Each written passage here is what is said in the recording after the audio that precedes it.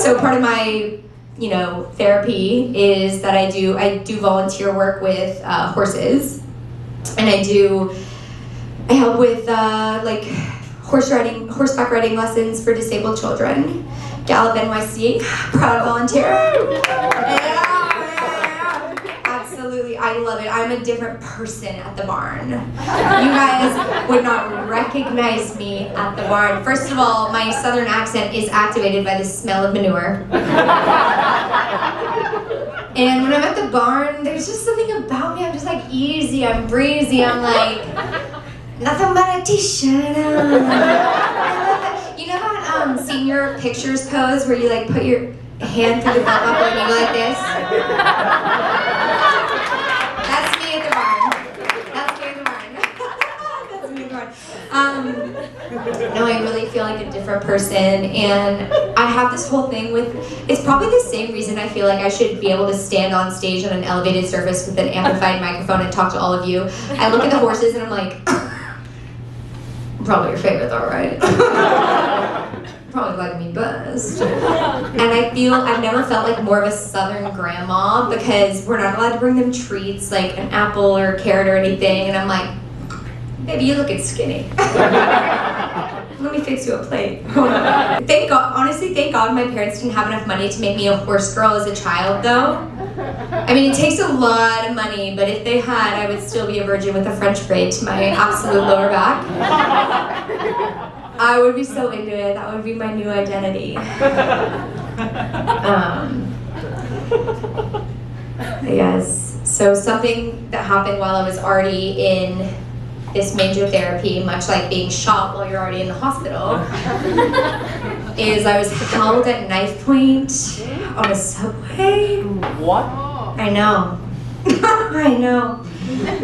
Okay, to add color to the story, I was actually on an elevator in a subway, which is the part of the story where a lot of you guys get a little bit like, well, what were you wearing? And a lot of you kind of freak out and you're like, girl, it's on the elevator, well, what are you doing? I'm like, it was in Brooklyn, it was a subway station I wasn't familiar with, there were no stairs, I could not find another option, it was so scary, and I just wound up having to get on this elevator, and I was like, fine, I'll do it, and as the doors were closing, this man like runs in, winds up on the elevator with me, and like immediately pulls out a knife.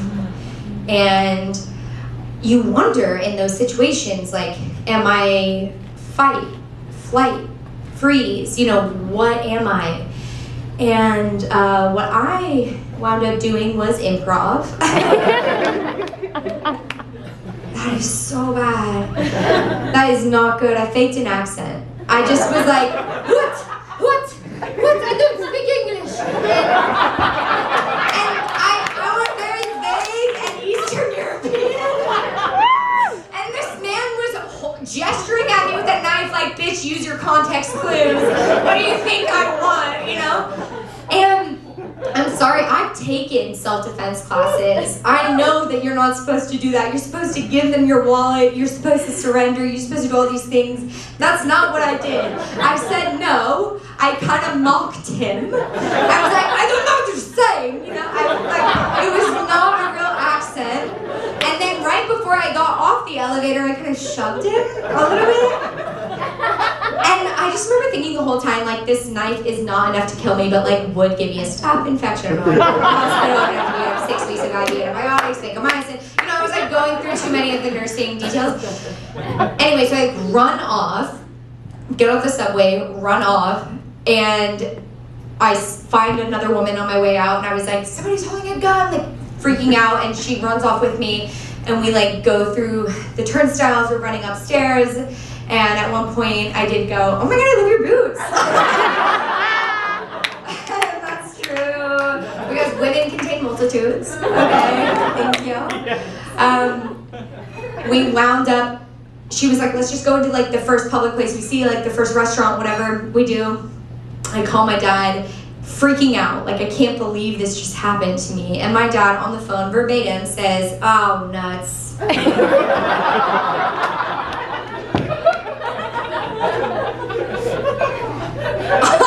Oh, nuts? That's what you say if you lose a game of Uno. My life was at risk. He's like, you better skedaddle. I'm like, okay. Couldn't believe it. I don't know. He's kooky. He's fun. I love my dad. He's so good. One thing that's fun about dads is growing up, they don't do any of the cooking. Like your mom does 95% of the cooking, right? Until it's barbecuing. Like once it's outdoor, involves like fire and meat, something in the male lizard brain clicks on, and they are in charge, right? You're like, you haven't been grocery shopping since 1993. How do you have a 14 ingredient overnight marinade for flank steak? That makes no sense. Even as a kid, I wasn't into it. I always thought, so camp, like something about a dad behind the grill, double clicking his tongs at you. Hey, hot dog or hamburger? Something about it. I was like, you look like an Old Navy extra. You know what I mean?